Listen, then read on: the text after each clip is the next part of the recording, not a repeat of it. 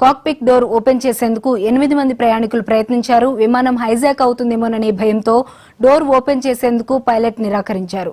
బెంగళూరు నుంచి వారణాసి వెళ్తున్న విమానంలో ఈ కలకలం రేగింది. దీంతో ప్రయాణికులంతా భయాందోళనకు గురయ్యారు.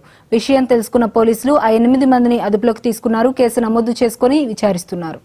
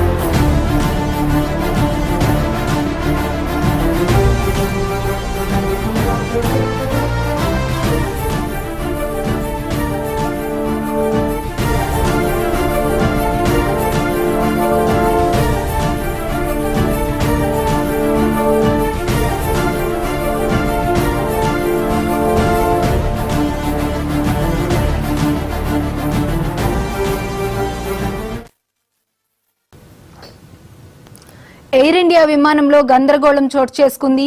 కాక్పిట్ డోర్ ఓపెన్ చేసేందుకు 8 మంది ప్రయాణికులు ప్రయత్నించారు. విమానం హైజాక్ అవుతుందేమోననే భయంతో డోర్ ఓపెన్ చేసేందుకు పైలట్ నిరాకరించారు. ఈ అంశానికి సంబంధించి మరింత సమాచారం మా Delhi bureau chief Shirish phone line ద్వారా అందిస్తారు. శిరీష్, చెప్పండి. ఎయిర్ ఇండియా ఎక్స్ప్రెస్ లో ఒక వింత ఘటన కూడా చోటు చేసుకుంది.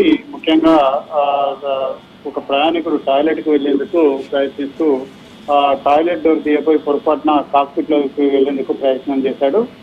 బెంగళూరు నుంచి వారణాసి వెళ్తున్న ఎయిర్ ఇండియా ఎక్స్ప్రెస్ విమానంలో ఈ ఘటన అనేది కూడా చోటు చేసుకుంది. అయితే ఇక్కడ భద్రతాపరమైన ప్రోటోకాల్ ను ఉల్లంఘించలేదని చెప్పేసి ఎయిర్లైన్స్ నిర్ధారించడం కూడా జరిగింది. అయితే విమానయాన సంస్థ భద్రతా ప్రోటోకాల్లకు రాజీ పడలేదని ఆ విషయాన్ని సంబంధిత అధికారులకు నివేదించామని చెప్పేసి కూడా ఎయిర్ ఇండియా పేర్కొనడం జరిగింది. ఎయిర్ ఇండియా విమానం IAX 1086 ఈరోజు ఉదయం 8 గంటలకు బెంగళూరు నుంచి బయలుదేరి ఉదయం 10:30 గంటలకు వారణాసిలో ల్యాండ్ అయింది. అయితే జూన్ 2024లో కూడా ఇలాంటి ఘటన కూడా చోటు చేసుకుంది.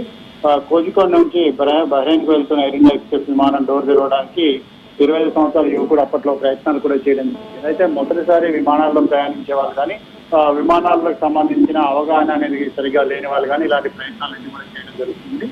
మొత్తం మీద కూడా ప్రయాణికులను విచారించి తర్వాత అతను కావాలని చేసిన తప్పిదం కాదని చెప్పేసి నిర్ధారించుకున్న తర్వాత అతన్ని విడిచిపెట్టడం అనేది కూడా జరిగింది.